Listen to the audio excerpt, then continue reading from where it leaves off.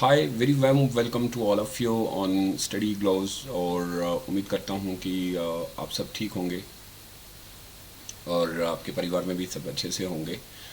As you all know that we are going to start the new foundation batch 2023, and there will be a live sessions, 1000 hour classes, NCERT live classes आपकी रहेंगी. Then we do have a GS paper from 1 to 4 and essay writing live and doubt sessions जो हैं वो भी आपके live रहेंगे. This offer will be valid till 31st December 2023. And you will get a flat 70% and extra 25% off. Use code UPSC 2023 for any query. अगर आपको लगता है कि कोई आपको डाउट है तो आप पूछ सकते हैं, आप इस नंबर पे कॉल भी कर सकते हैं. सो बेसिकली आज जो टॉपिक मैं आप लोगों के लिए लेके आया हूँ दैट इज़ वेरी इंटरेस्टिंग. और आप सब जानते हैं कि जब हम यूपीएससी की तैयारी कर रहे होते हैं तो कहा जाता है कि एनसीईआरटी जो है वो बहुत इंपॉर्टेंट होती हैं, और एनसीईआरटी को पढ़ना एक कला भी है. That's like odd. और आर्ट के अंदर बहुत सारी चीज़ें सीखी जा सकती हैं. काफ़ी बार ऐसा होता है कि हमें सब ये कहते हैं कि सर एनसीईआरटी को पढ़ना बहुत ज़रूरी है, एनसीईआरटी के बिना यूपीएससी क्वालिफाई नहीं हो सकता. आज इस वीडियो से मैं आप लोगों को सिर्फ इतनी इन्फॉर्मेशन बता सकता हूँ कि एनसीईआरटी अगर आप किसी भी बुक की पढ़ते हैं, वो आप हिस्ट्री की पढ़ रहे हैं, पॉलिटी की पढ़ रहे हैं, इकोनॉमी की पढ़ रहे हैं, जियो की पढ़ रहे हैं, और जितने भी टीचर आपके साथ जुड़े हैं डेफिनेटली वो आपको गाइड भी करेंगे कि कौन कौन सी बुक जो है वो आपको लेनी पड़ेगी पर्टिकुलर सब्जेक्ट के लिए. और लेकिन मैं थोड़ा सा आपको बता देता हूँ कि अगर आप कोई भी बुक पढ़ते हैं तो उसका पढ़ने का तरीका क्या हो सकता है. यानी कि एनसीईआरटी को अगर हम पढ़ें फिर तो बेसिक्स जो उसके स्ट्रक्चर है वो कैसे बनेगा, उसके माइंड मैप कैसे बनेंगे, आज सारी इसी बारे में बात करेंगे. But before I should start, आज हमारा टेबल ऑफ कंटेंट जो रहेगा how to study NCERT books, बस हम इसी चीज़ के ऊपर भी बात करेंगे. कैसे हमें एनसीईआरटी की बुक्स को पढ़ना है और अच्छे से अंडरस्टैंड करना है. बेसिकली आप एनसीईआरटी जब पढ़ते हैं तो आप ये समझ लीजिए कि आप किसी भी पर्टिकुलर बुक, वो हिस्ट्री है, पॉलिटी, इकोनॉमी और जियो, उसकी आप बेसिक्स क्लियर कर रहे हैं. सो एनसीईआरटी को आप ये समझ के चलिए कि आप बेसिक्स क्लियर कर रहे हैं. तो ये सिंपल सी बात है कि अगर आप उसके बेसिक्स पढ़ रहे हैं तो आपको इस तरीके से पढ़ने पड़ेंगे कि आप जब स्टैंडर्ड लेवल के ऊपर पहुंच जाए, यानी कि जो हमारी बड़ी बुक्स हैं जो हम लोगों को मिलती हैं यूपीएससी के लिए, उनको किस तरीके से पढ़ना है. सो बेसिक्स क्लियर करने का एक सही तरीका है, प्रॉपर रिवीजन होना चाहिए. आप कैसे एनसीईआरटी की बुक को पढ़ते हैं, आपको लाइन देनी है, आपको कितने टाइम में कंप्लीट करना है, उन सारी चीज़ों के ऊपर बात करेंगे. और बहुत अच्छी वीडियो है एंड आई होप कि अगर इस वीडियो को आप फॉलो करेंगे तो डेफिनेटली आपको बहुत फ़ायदा होगा. एनसीईआरटी के रिलेटेड सबसे पहले, this is about me. My name is Suhail Turki. I'm teaching history, GS history as an optional in Indian society. Having experience of 9 years being as a top educator, and I will try to give lot of information regarding, जैसे कि आप जानते हैं कि already मैंने 2 videos बनाई थी. एक उसमें मैंने बताया था कि किस तरीके से यूपीएससी की तैयारी की जाए. सेकंड मैंने ऑप्शनल के ऊपर भी एक वीडियो जो है अपलोड की हुई है, होपफुली आप लोगों ने वो देख भी ली होगी. अब हम बात करेंगे कि sir how to study NCERT books for the UPSC examination.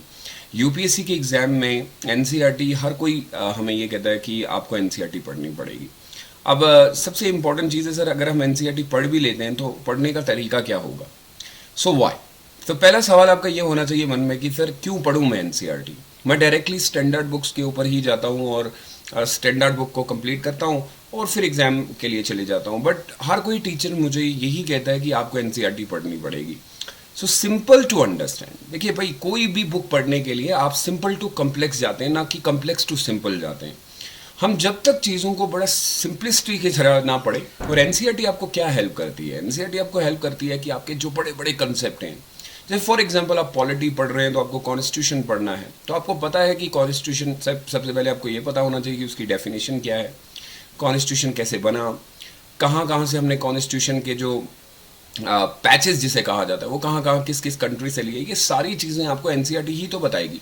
और जब आप लक्ष्मीकांत को पढ़ेंगे तो ऑलरेडी जब आपके बेसिक्स क्लियर होंगे तो आपके लिए जो सफ़र है वो बहुत ज़्यादा ईजी रहेगा. So the most important why we need NCERT, simple to understand the basic concept clearly.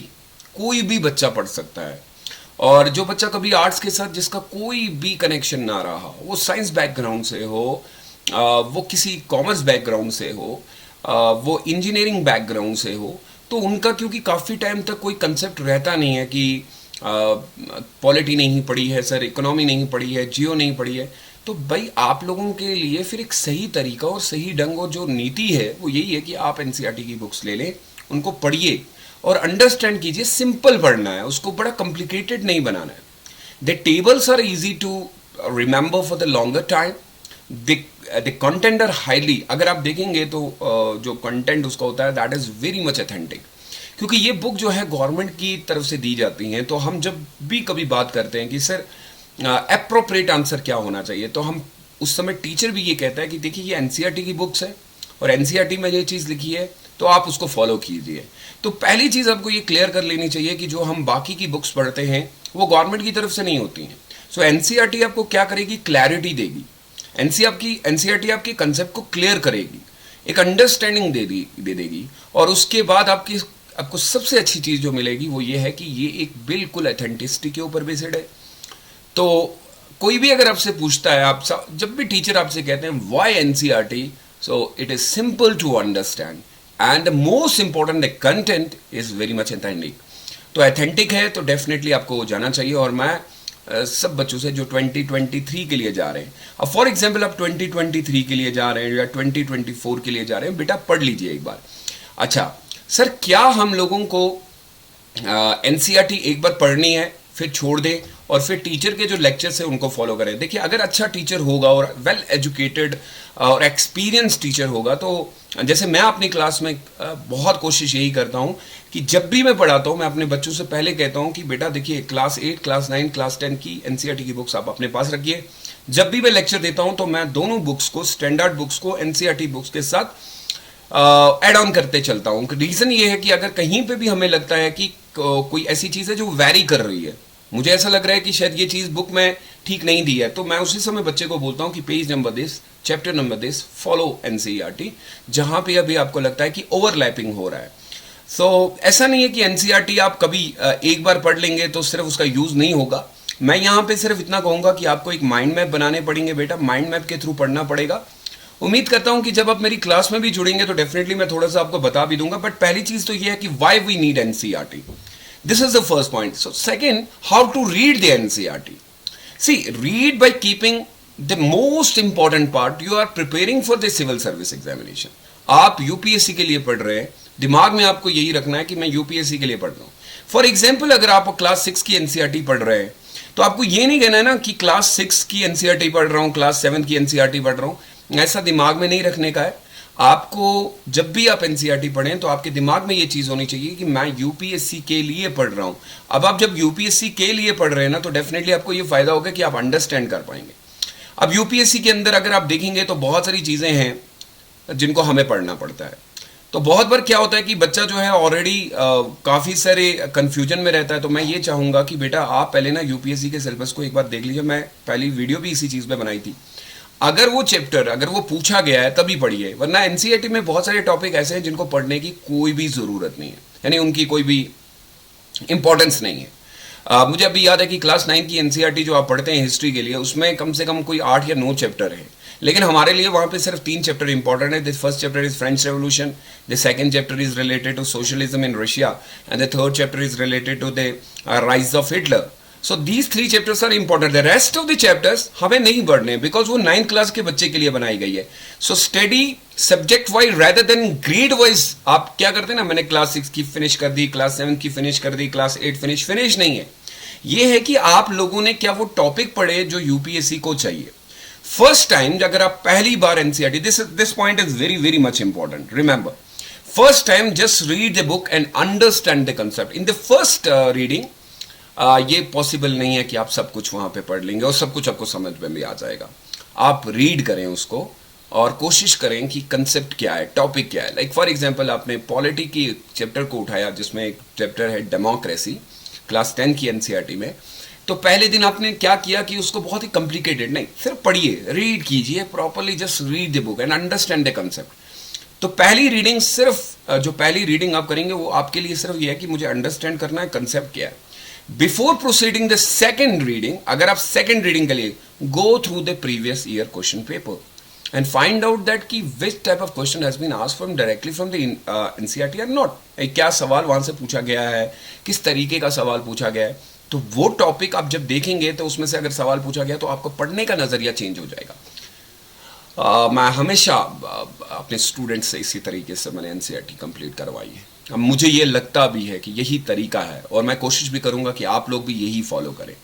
Now in the second, जब आप सेकेंड रीडिंग में जा रहे, हाईलाइट द इम्पोर्टेंस वंस। अब मेक द, जब आप सेकेंड, तो उसके हेडलाइंस क्या है कि जो जो इंपॉर्टेंट चीज़ें हैं उसको अंडरलाइन कर रहे हैं आप। आपने कोई पेन उठा ली, उसको अंडरलाइन कर लिया, सर्कल करके रख दिया, and make note in the third. और फिर थर्ड रिवीजन के अंदर not note but a mind map, छोटे छोटे माइंड मैप जो बड़े ही इजी टू अंडरस्टैंड हो। जब आपका टीचर आपकी क्लास में आपको स्टैंडर्ड बुक्स पढ़ाए तो आपको पता चले कि सर मैं ऑलरेडी एनसीईआरटी की इस बुक से कंप्लीट कर चुकी हूं या कर चुका हूं। This is the way how we read the NCERT, this is the best way. And every candidates, like जो भी आपको लगते हैं कि जो जिन्होंने क्वालिफाई किया और जो अभी पढ़ रहे हैं, बेटा उन सब का यही तरीका है। मुझे उम्मीद है कि आप लोग भी अपने तरीके को बदलें, आपका भी पढ़ने का यही तरीका। देखिए, आप कुछ फंडामेंटल चीज़ें ऐसी होती हैं जो चेंज नहीं होती हैं, आप कुछ ज़्यादा एक्सपेरिमेंट नहीं कर सकते, आप अपने तरीका नहीं अपना सकते, क्योंकि बहुत बार ऐसा होता है कि टाइम हमारे पास नहीं है। Make sure you reduce your time each time you read the same topic. अब अगर पहली बार आपने कोई टॉपिक पढ़ा, उसमें 1 आवर लग गया आपको, कोशिश कीजिए कि second time it should be only 45 minute, in the third go it should be around 30 minutes, in the fourth round it should be around 20 या 10 मिनट्स। अगर आप टाइम को रिड्यूस कर रहे हैं तो आप समझिए कि वो टॉपिक हमने बहुत अच्छे से समझ लिया। अच्छा, एनसीईआरटी की बुक्स में एक और चीज़ भी आपने देखी होगी कि वहाँ पे पहली कुछ लाइन्स जो होती हैं वो बहुत ही अच्छी स्टोरी दी होती है, क्योंकि वो बच्चों के लिए लिखी गई है। आपको स्टोरी नहीं पढ़नी है, आपको इंपॉर्टेंट फैक्ट्स वहाँ से निकालने हैं, और ये कला है। और इसको कहा जाता है कि रीड बिटवीन द लाइन। वो पॉइंट पढ़िए जो यूपीएससी को चाहिए, वो नहीं जो आपको मजा आ रहा है पढ़ने के लिए। So hopefully how to read, I hope आप ये फॉलो करेंगे। Now notes from the NCERT, ये बहुत बच्चों का एक रहता है कि सर नोट्स बनाने चाहिए या नहीं बनाने चाहिए। सर मैं कंफ्यूज हूं, मुझे टीचर ने बताया था ये वो। It is recommended to take a notes as per the topic in the UPSC syllabus, not topic from the NCERT। बड़ा क्लियर देखिए, अगर आप लोग नोट्स बना रहे हैं, आप नोट बना रहे हैं एनसीईआरटी के, क्यों बना रहे हैं भाई? जब आपको पता है कि एनसीईआरटी थोड़ी ना यूपीएससी ने कहा है कि मैं एनसीईआरटी से सवाल, हमें यूपीएससी के सिलेबस को फॉलो करना पड़ेगा। अगर वो टॉपिक वहां से रिलेटेड बन रहा है तो आप वो नोट बना लीजिए, नहीं है तो मत बनाइए। Divide notes only as per the syllabus topic जो है हमारे यहाँ पे। मान लीजिए कि अगर आप क्लास 8 की एनसीईआरटी को यूज करेंगे, क्लास 8 की NCERT chapter number 1 is about the Indian society. जो क्लास 8 की एनसीईआरटी पढ़ते हैं, how, when, where and why, तो वो टॉपिक हमारे लिए बहुत इंपॉर्टेंट है। वहां पे जेम्स मिल के बारे में लिखा है। अब जेम्स मिल जो है वो इंडियन हिस्ट्री के लिए बहुत इंपॉर्टेंट है। उन्होंने कैसे पीरियडाइजेशन की, उन्होंने इंडिया की हिस्ट्री के बारे में क्या बोला, बहुत इंपॉर्टेंट है वो। सर्वे कैसे किया गया। Then the second chapter is about trade to territory. अब सोचिए कि ट्रेड टू टेरिटरी हमारे लिए इसलिए इंपॉर्टेंट है क्योंकि वहां पे उन्होंने बात की कि ईस्ट इंडिया कंपनी ने इंडिया की टेरिटरी को कैसे कन्केस्ट किया, कैसे कंट्रोल करना शुरू कर दिया, कहाँ कहाँ पे उन लोगों ने अपनी फैक्ट्रीज बनाना शुरू कर दी। तो देखिए अब यहाँ पे ये बात क्लियर हो गई कि मैं जो टॉपिक और नोट्स बना रहा हूँ वो मैंने डिवाइड किए हैं एज पर द यूपीएससी, मैंने डिवाइड किए। And each subject and topic need a different note. Polity, economy, geo, हर एक के पढ़ने का तरीका डिफरेंट होगा बेटा। So style to make it easy to remember, ऐसे नोट्स बनाइए जो बहुत ही ईजी आपको याद रहे। Very short notes. बहुत बार बच्चे इतने कॉम्प्लिकेटेड नोट्स टीचर को समझ में नहीं आते, बच्चे को कैसे समझ में आएंगे, और जब आंसर राइटिंग में लिखेंगे तो भाई क्या फायदा हुआ। Try to make it very easier, बहुत इजी, ऐसा लगे कि 10 मिनट के अंदर आपने पूरी बुक को कंप्लीट कर दिया। लेकिन topics in terms of a geography needs, अगर आपने देखा होगा क्लास 9 की आप जियो पढ़ते हैं, क्लास 10 की जियो पढ़ते हैं, तो 9th क्लास की जियो में आपको वेदर है, क्लाइमेट है, फिर उसके बाद एग्रीकल्चर है, नेचुरल रिसोर्सेज है, मैन्युफैक्चरिंग इंडस्ट्रीज हैं। ये ऐसे टॉपिक्स हैं जो आपको जियो के अंदर आपकी स्टैंडर्ड बुक्स में भी मिलेंगे। आपको यहां से कुछ चीजें बहुत ज्यादा इंपॉर्टेंटली, अब टेक्टोनिक प्लेट्स के बारे में वो बात कर रहा है। आपको पता होना चाहिए कि मैंने 9th क्लास की एनसीईआरटी में ये पढ़ा हुआ है। स्टैंडर्ड बुक में टीचर के पास अब इतना टाइम नहीं है ना, वो पहले आपको बताइए टेक्टोनिक प्लेट्स क्या है। So here you need to memorize everything as a factual, जो भी चीजें दी हैं। Most of the history note need a flow chart, आपको हिस्ट्री के लिए फ्लो चार्ट बनाना है, क्रॉनिकल ऑर्डर जिसे कहा जाता है कि 1929 में क्या हुआ। जैसे फॉर एग्जांपल सर 1920 में नॉन कॉपरेशन मूवमेंट हो गई, 1922 में सर नॉन कॉपरेशन मूवमेंट को विड्रॉ कर दिया गया, 1923 में स्वराजिस्ट पार्टी बनी, 1924 में गांधी जी जो है रिलीज हुए from jail, 1925 Sarojini Naidu president बन गई, 1926 के अंदर जो है कमीशन सेटअप किया गया, 1927 के अंदर एक और कमीशन सेटअप किया गया कि हम साइमन कमीशन को बाइकआउट करेंगे, 1928 साइमन कमीशन आया, 1928 नेहरू रिपोर्ट बनी, 1929 लाहौर का सेशन हो गया, 1929 ही हमने सिविल डिसोबीडियंस मूवमेंट का रेजोल्यूशन पास कर दिया। So this is how we read about history, but as far as the geo is concerned, it's something different. Like you need to have a approach a different for a different subject. हर एक book के लिए एक different approach होती है. So maintain notes according to the need, not according to your need, but according to the need of the UPSC. और मुझे ये पता एक बड़ा कंफ्यूजन बच्चों के दिमाग में ये रहता है। मैंने बुक्स के नाम नहीं लिखे, मैं आज सिर्फ आपको बता रहा हूँ एनसीईआरटी पढ़ने का। So rephrase your notes in such a way that you need not look back to your books.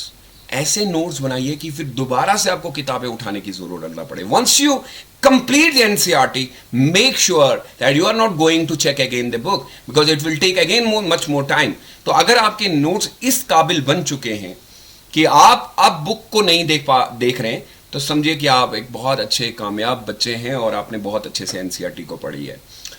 Also you can use a digital note, like every note अगर आप डिजिटल बनाना चाहते हैं, मुझे उससे कोई प्रॉब्लम नहीं है, बट मैं सिर्फ हमेशा ये कहता हूँ कि देखिए बेटर है ये है कि अपने हाथों से नोट बनाइए, क्योंकि आपको यूपीएससी में राइटिंग स्किल्स के भी ऊपर ध्यान देना पड़ता है और जो चीज़ें हम खुद से लिखते हैं ना वो बड़ी अच्छी लगती हैं। तो आप जो करना चाहते हैं दिस विल बी ईजियर। अगर आप आज तो हम डिजिटल हो चुके हैं तो काफ़ी सारी चीज़ें, so this is the way we actually go for the NCERT. Tips एक अपनी तरफ से देना चाहता हूँ, never study without your syllabus. ये बहुत इंपॉर्टेंट है। बहुत बार बच्चे पढ़ते पढ़ते पढ़ते थक जाते हैं। आप क्लास 6 खत्म की, क्लास 7 खत्म की, क्लास 8, 9, 10, 11, 12, पता चला कि भाई जो यूपीएससी को चाहिए था वो टॉपिक बच्चा छोड़ चुका है। डू नॉट डाइवर्ट और get attract to unnecessary topic, in particular history. बहुत बार ऐसे टॉपिक आपको मिलेंगे जो बहुत ही इंटरेस्टिंग है, इतना मजा आता है पढ़ने में कि दिल करता है बस ये फ्लो चलता ही जाए। But remember one, unnecessary topic की कोई वैल्यू हमारे पास नहीं है। अब ये अननेसेसरी टॉपिक्स जो होते हैं ये बेसिकली वो टॉपिक्स होते हैं जो क्लास 6 के बच्चे के लिए इंपॉर्टेंट है, हमारे लिए इंपॉर्टेंट नहीं। मैं आपको एक टॉपिक बता देता हूं। एक टॉपिक है हमारा हिस्ट्री ऑफ क्रिकेट। क्रिकेट के ऊपर एक टॉपिक है, क्लास 9 की एनसीईआरटी की बुक में है। वो चैप्टर कम से कम 20 पेज पे होगा। बच्चे ने वो पढ़ा क्योंकि क्रिकेट उसको बहुत पसंद है, लेकिन जब कंप्लीट किया और टीचर को बोल रहा है कि सर मैंने तो आज ये चैप्टर कंप्लीट, और पता ये चला कि ना तो वो यूपीएससी में पूछा जा रहा है ना कोई इसकी वैल्यू है आपके पास, तो आपने 4 दिन में वो कंप्लीट किया लेकिन टाइम जाया कर दिया और वो चाहिए नहीं था। तो जब भी आप पढ़े, कला है बेटा, एनसीईआरटी को पढ़ने के लिए एक आर्ट की जरूरत है। अगर वो आर्ट आपके पास नहीं है तो फिर बहुत खतरे में। And try to understand one more thing, find out the key point. और जब आप नोट्स बनाएं तो मैं काफी बार कह चुका हूं बच्चों को कि try to make a mind map. What does mind map mean? एक वीडियो इसके ऊपर भी बनाऊंगा। हम क्या करते हैं ना, हम टॉपिक लिख लेते हैं। जैसे फॉर एग्जांपल एक टॉपिक हमने लिख लिया, डेमोक्रेसी के एक बारे में टॉपिक ले लिया। अब इस डेमोक्रेसी को जब बनाएंगे तो इसकी क्या है, डेफिनेशन एक यहां पे लिख ली। फिर डेमोक्रेसी कितने टाइप्स की होती है, इंडिया की डेमोक्रेसी के बारे में थोड़ा सा बता दीजिए। फिर हमारे यहाँ पे जो इनडायरेक्ट डेमोक्रेसी चलती है उसका क्या मतलब है, डेमोक्रेसी के पिलर कौन कौन से हैं। तो ये छोटे छोटे नोट्स आप बना रहे हैं। आप इसको पूरी तरीके से फ्रेम नहीं कर रहे क्योंकि आपको पता है कि लक्ष्मीकांत में फिर से बनेंगे। So try to find out to make a mind map rather than going for the theoretical part, and I hope that आप ये फॉलो करेंगे और ज़रूर आपकी एनसीईआरटी कंप्लीट होगी। I didn't mention any book here because I know that आप जिस teacher के पास पढ़ते हैं वो आपको एनसीईआरटी की बुक्स डेफिनेटली बताएंगे और मैं ग्रुप में भी ये शेयर कर दूंगा। मुझे उम्मीद है कि ये वीडियो आपको बहुत पसंद आएगी। अपना बहुत ज़्यादा ख्याल रखिएगा। एंड हम पहले भी बता चुके हैं कि we have started a new batch, और ये बैच जो है यूपीएससी 2023 के लिए फाउंडेशन कोर्स है। अगर आप चाहते हैं कि आप सुहेल सर के साथ जुड़ना चाहते हैं तो आपके पास एक बहुत अच्छा मौका है। इस नंबर पे आप कॉल कर सकते हैं और आप मेरे कोर्सेज को एक्सेस कर सकते हैं। और मैंने ऑप्शनल की बैच भी स्टार्ट कर हो रहे हैं मेरा हिस्ट्री एज ए ऑप्शनल। तो अगर हम में से कोई भी कैंडिडेट मेरे साथ जुड़ना चाहता है, एंड आई एश्योर यू कि मुझे आपसे टाइम चाहिए, मैं आपको रिजल्ट दूंगा। अपना बहुत ज़्यादा ख्याल रखिएगा और इसी तरीके से अपना प्यार और विश्वास बनाए रखें। और काइंडली जब मैं वीडियो अपलोड करता हूँ तो उसको एक बार चेक कर लीजिएगा। Stay safe and stay blessed. Bye bye.